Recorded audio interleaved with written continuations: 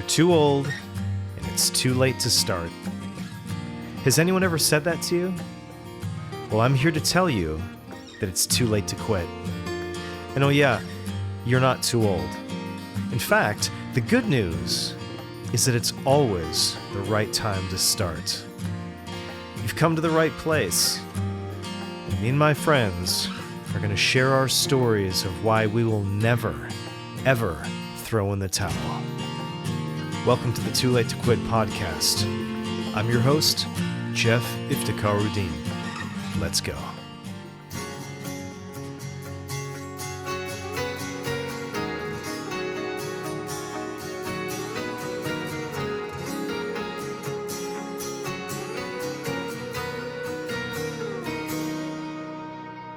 I see you walking with your head down. No one in this town could ever steal your crown. Now watch you try to be invisible. Check one. It sounds like I'm using a filter on my voice.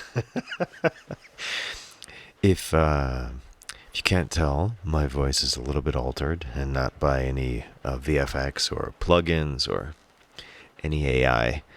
It is January 1st, 2025, and I want to paint a little picture for you.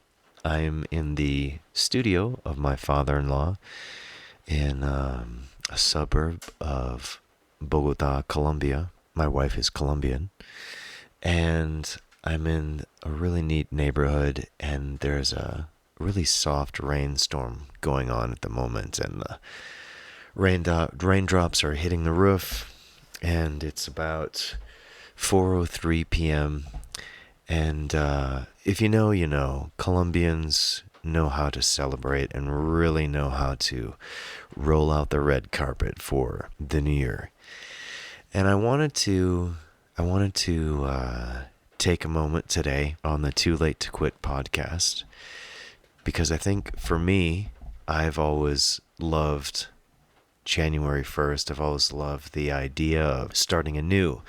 I've always loved the idea of a new adventure, a new set of goals. I know there's a lot of chitter chatter online about, goals are, XYZ, or this is how I feel about it, and here's what you should do, so be it.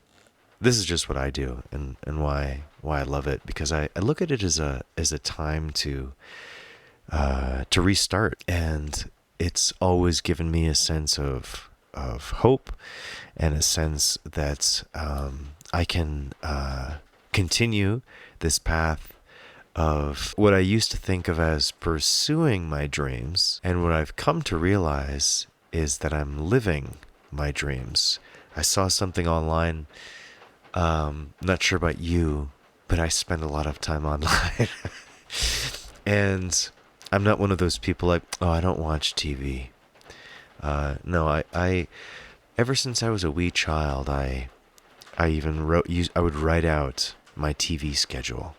Like, okay, 2 p.m. different strokes, 3 p.m. facts of life, 4 p.m. A-team. And if you haven't been able to deduce from those references my age, well, now you know. I'm a Gen Xer. And I'm not sure. I'm always curious, like, if the mic can pick up this rain. It just sounds so amazing right now. I'm going to let the rain come in, see if that can be heard in the background. I think so. It's building up. It's as we're ramping up, getting ready to do the podcast, it's building up. And so what was I talking about? I was talking about something profound. Maybe I'll come back to it, but I saw something about this cartoon online. It's a guy sitting on a bench, and he's talking to an owl, which denotes wisdom, right? Owls are so cool. I think they're so neat. I mean, when a group of you is called a parliament and you're an animal, I think that's pretty cool. Wise, ye old wise owls. And the person is saying something like, isn't this great that I'm referencing this, and I saw it a few hours ago. I'll try to remember it. But he's asking the owl, how come I'm not happy? And the owl is saying, because you're pursuing happiness as something that only happens in the future instead of in the present. And the reason I mention this is because I used to think that dreams were something that would happen when you are, you achieve the XYZ, you're performing at such and such a venue, or your song is placed in, this film or that TV show, and you're generating this level of income. And what I've come to realize is that the dream is right now. It's not this, as those of you who follow Eckhart Tolle, is it Tolle? About the idea of the power of now. Because that's all we're always in, right? Although I do have a PhD in living in the future. And I spent some time living in the past. Can you relate to that? And so I saw something really funny yesterday. It said, I was recording a loom. I was recording a screen recording to send to a company that I'm working with for a promotion on my latest single, Superstar, which came out December 13th.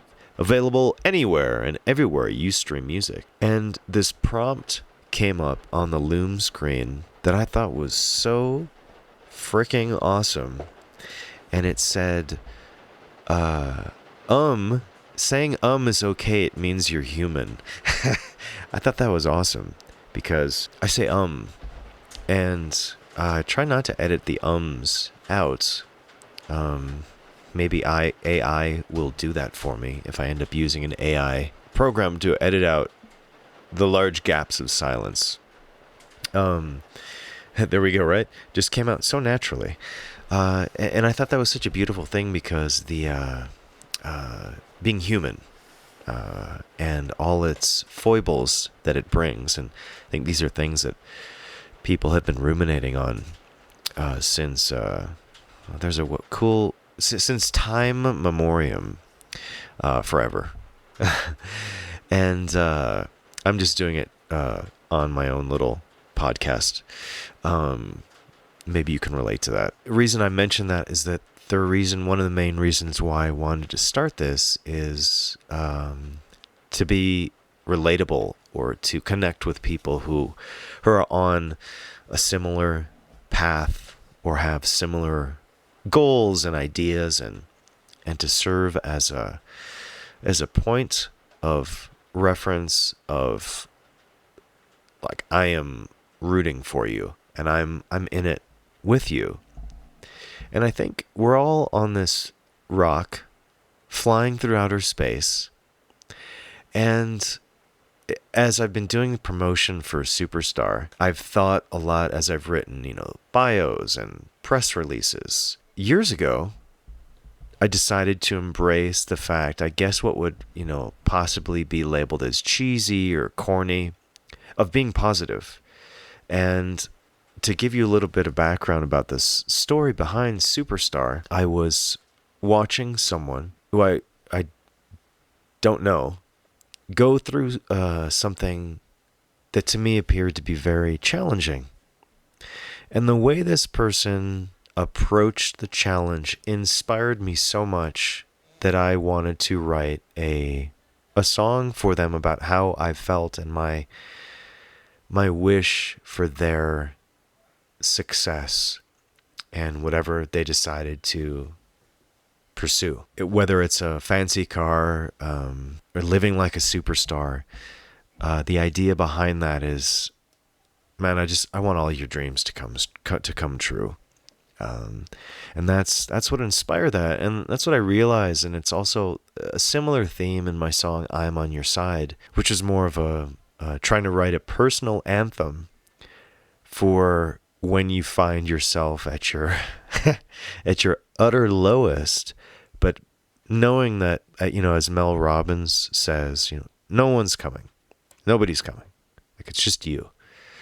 You have to get yourself out of bed. You have to do these things. And I don't think I'm going to edit out the sounds of quotidian life. Can you say that? I think you can say that in English. Of everyday life. Bells ringing and notifications and sounds. Or maybe I will edit it out. I'm not sure yet. And so the idea of being positive and saying, you got this, and let's support each other. And my way of doing it is musically. And I got this review of Superstar, and the person said, they said something that, hello? They said something that really made me smile. They said, I turned it up. I really, I think that's every musician's dream. Somebody cranks your song, right? There's a great song by Big Wreck called That Song, one of their live staples. And, he talks about hearing his favorite song play on the radio of a car that drives by. And I really love that song, and like an ode to a song. As I'm writing all these press releases, I'm realizing, like, yeah, this is, I really believe in sharing a message of resilience and hope. And if you happen to be listening to this message, I don't know who you are. I hope you know that I do support you, and I want you to find your happiness and success. And if you are listening to this and going through a challenging time, I want you to know there are people out there that support you. And even though we haven't met, that I do support you. And I'm thinking a lot about the songs that are going to be coming out from me in 2025. And there are some sad ones, but I feel that even in my sadder songs, the message is of guidance, of hope, of resilience. And sometimes you're the person in the cave, and sometimes you're the person on the exit of the cave waving the light, showing the person, hey, exit's over here. The safety is over here. And I'm so excited to release the new songs. And the way I'm going to do it is, so I just released Superstar. That was my first song that I've released since 2021, which was very symbolic for me because it was the first song that I've released that I wrote after my father passed away. And so it was, in culmination of playing live in Austin and releasing it. And it was very symbolic. And to, from the photo shoot, to the videos that we've shot so far, I'm so excited about it because, we're really digging into the DIY spirit. And I was talking to somebody who is friends with a global sensation of an artist. And this person is very close to them. And they were telling me, this artist has realized, has when they put out content, that they are purposely shooting it on their iPhone, because they know that all their fans, all the people that connect with their music also have cell phones, and it's a much more relatable style. I mean, don't get me wrong, like, I love a Michael Bay movie like anybody else, with the explosions and the amazing drone shots and all that stuff, but there's also something really cool about a video shot on a cell phone. You always hear, oh, they filmed this movie with an iPhone, and the cameras are so amazing nowadays. It's something really fun that I'm exploring. And I never thought shooting in vertical video would be a good thing. Because there was a time where that was like, and I don't want to say sinful, but that was just like, come on, like, turn that camera on its side, like, shoot horizontal. What do you mean vertical video?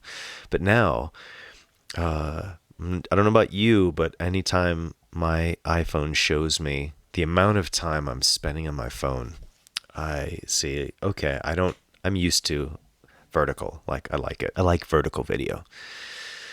So something else that I've been thinking about is I was talking to somebody last night, and we were talking about a city that I was planning on visiting with my wife, and they said, "Well, but this city is, it's like it's for kids, or it's a very youthful city." I don't remember exactly how they said it. I'm paraphrasing. But the idea was that you're too old to go there. You're not gonna. It's for the younger crowd. And it made me laugh, and it's something I've been thinking about for several months, because I've taken a break from the podcast and I'm back. And one of the things I've thought about was what I wanted to talk about on the next episode, because obviously the theme of this podcast is that it's never too late to start. That's the whole idea. It's like, it's too late to quit. Like, come on, man. Like, let's go. Like, you got this. And I would just watch this amazing Rick Beato video where he talks about his life, about how he started his YouTube channel when he was 54. And, when I was beginning my journey as an artist, I always found, and I took a lot of comfort in these stories about like Herman Melville, or these writers, or these artists or actors, I can't think of his name. The guy who played Hannibal Lecter, Anthony. This is crazy. It'll come to me later, and I'll reference it. But a nice bottle of Chianti. That guy. He started, I think, when he was 50. And what made me laugh when this person was telling me, like, oh, that's, it's for the younger crowd really is, dominates this city. It's just like, what interesting. Like, now I have even more interest in knowing this place. And the reason I took comfort is that I always thought, like, oh, I haven't made it and I'm at this age, but that is like a beacon of hope, knowing that somebody at this age, older than me, made it. Like, that's not going to happen to me. I'll make it before that, but that's also like insurance that if I don't, that there's still time. The idea of that there's still time. And when I talk to people who are, 10, 20 years, 30 years younger than me, or I'd say maybe like 10 and 20 years, there's this idea that since I'm, either 10 or 20 years older than them, that I'm ready to basically, start shuffling around in pajamas and, eating porridge and going to bed at 4 p.m. and doing crossroads and selling all my guitars. Obviously, I'm exaggerating for comedy. Maybe I should insert like a canned laugh right there. That'd be kind of funny. But there's this idea, and people have made comments to me, like this one person was talking to me about a concert they went to, and they said, oh, but this festival is cool because they also have an area where people that are older can bring their chairs and sit down. And it was clearly directed at me, and I was laughing because I don't think I've ever sat down at a concert unless I was forced to, like it was a filming or it was in a theater and I had lots of people behind me, but I've, tried to encourage everybody to stand up. I don't do well sitting down listening to music, and I've always had a very hard time, unless I'm recording in the studio, sitting and playing music. Like something this like a lightning bolt of energy, and those of you who perform live, I'm sure you can relate to this, goes through my body where you just move in different ways, and it's this interesting transference of energy.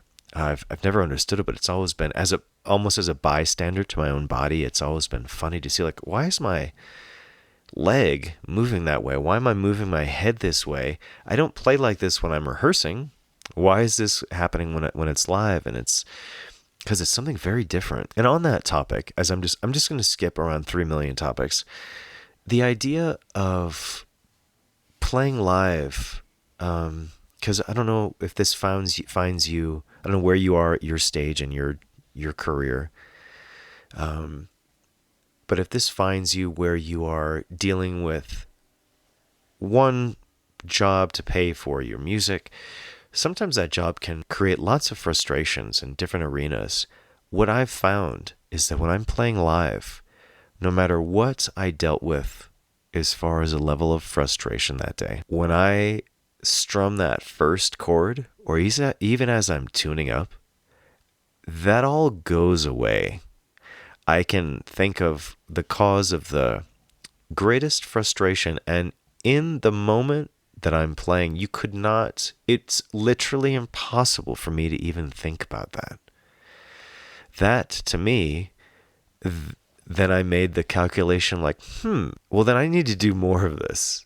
Because I'm all about learning how to control and bring down my levels of cortisol so I can use those as a bank of resources to write and to create. And I don't remember who I was listening to. It was some major artist. And they were talking about, they're like, well, I don't really, when I'm very sad and down, I don't like to write. That's not usually when I sit down and like write a song. I usually do it when I'm, feeling either neutral or better or inspired.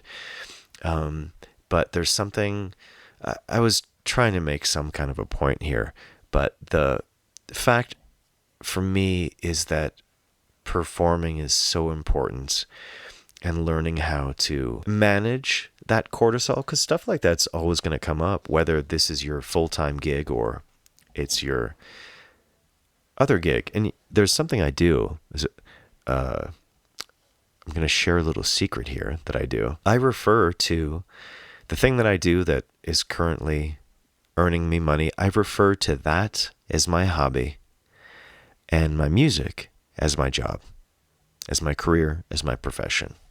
Like, oh, that's just, something I do as a hobby. And people love to say that, like, oh, is that your little hobby? Everything is always diminutized, made smaller. Oh, it's all like, oh, is that your little, your little guitar? Is that you play at your little shows?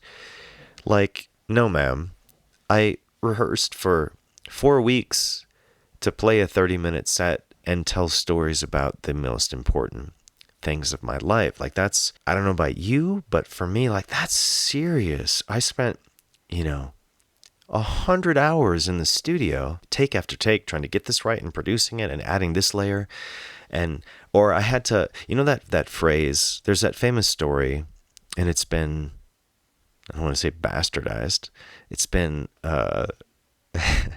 it's been adjusted many times, but it involves, the way that I heard it told was that there was an error on a machine at FedEx that basically stopped all the packages on this major conveyor belt. Thousands of dollars were being lost every minute.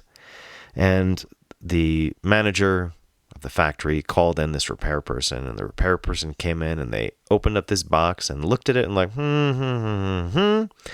and they made one little adjustment and boom, everything started working again. And the person says, please invoice me with an itemized, oh no, he said, how much will that be? And he's like, $10,000. He's like, that's crazy. Like, and he's like, okay, I know the trick around this. He's like, send me an itemized bill. And he said, it said on the bill, on the itemizations, one, pushing the correct button to get the conveyor belt to work again, $1. Two, knowing which button to push, $10,000. Because that was based on this person's years and years and years. Like, I heard this other great thing about when you're paying somebody, when you're paying an artist for who's created something amazing, you're not paying for that single thing, that single on Apple Music or whatever, or Bandcamp. You're paying for the thousands of hours, the years this person has put into creating their art to share with you. And I think that's super special. That's really what I wanted to talk about, and to tie in the idea of, because, this is about age, that this idea, I'm just going to go back to that.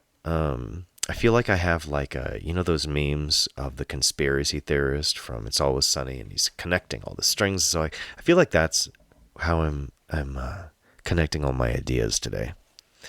And I'm okay with that. Is that this idea that when I talk to people younger than me, they have this idea that when you're older, that say when you're 50, that you're let me put it this way. If you are currently in your 20s or your 30s or younger, trust me when I promise you, you're not all of a sudden going to feel like a geezer when you're 40. When I was in my 30s, I was like, well, at least I'm not 40. Then I was in my 40s, like, well, at least I'm not 50. This idea that somehow in that decade, your life becomes so decrepit and you aren't able to, it's not true. You are going to feel exactly the same in your brain. Okay? So, however vivacious and bon vivant you feel right now, if you're 25, trust that when you're 35, 45, or on the cusp of turning 50, you're going to feel the same. So, and it's going to make you laugh because then you're going to talk to people who are 10, 20 years younger than you, and they're going to think like, oh, well, you're basically ready to be put out to pasture at that age. And I'm here to tell you, as an expert on this, it's simply not true. You're going to feel amazing. You're going to have the same brain, and you are going to have the same dreams. And that's one of the main reasons why I wanted to start this podcast, is so you know you're not alone and that you have support. So now we're going to do a little segue into talking about promotion. So I just released my song Superstar a couple weeks ago. I'm so proud of it. I worked so hard on it. It was a song that I wrote in a little town called Tabio, which is about 30 minutes to an hour, depending on traffic outside of Bogota. I wrote it on a friend's guitar, steel string guitar he had, and this chord change came out of this chord change came out of nowhere. And it over the next couple months, I wrote the song and just really love it. And the promotion that I'm doing for it has been really fun because there's something neat about, and I know a lot of people don't like Spotify. I love it because I'm doing it for the connection, and Spotify allows me to very easily share in a super quick way with people all over the world. I want to read this for you. This kind of blew my mind. This was my Spotify Wrapped. I love that they do this. So I reached 131 countries. That's mind-blowing to me. A little thing that I made could then travel like a paper airplane on all these thermals all over the globe. There's something so fun and so cool about that level of connection. And my wife always tells me, she's like, you never know who's listening. And it's really true. And so what I've been doing with this is there's this company called Groover. And there's all of these companies out there like Submit Hub, and where you submit to people who have playlists. And some people look down on that. It's bad. It's whatever. There's all these things. I love kind of exploring all these different options that are out there. I'm doing Facebook ads, and the idea is that I have a product that I believe in, that I love, and I want to share it. And it's really just an experiment, saying, who do I reach? Who connects with it? How do people feel about it?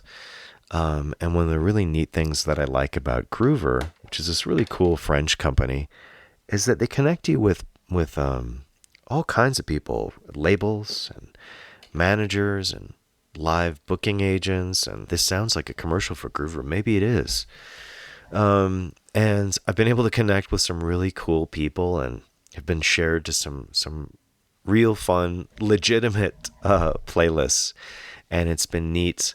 And I've been able to connect with a lot of people in a lot of different countries, and it's been super cool to see the reaction. And so I want to remind you that if you are releasing something, have fun with it.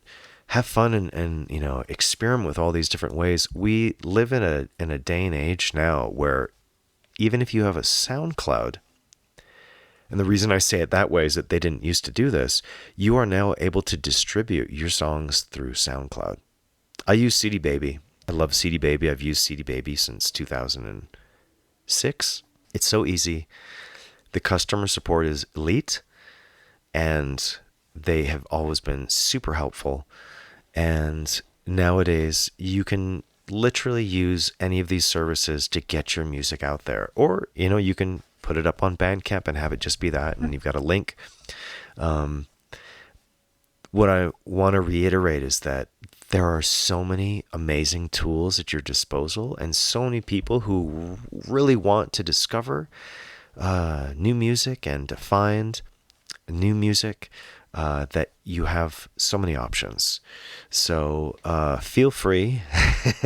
You can listen to my song Superstar wherever you stream your music. And I want you to remember that you are a superstar, and that it's never, ever too late to start. It's too late to quit. You got this.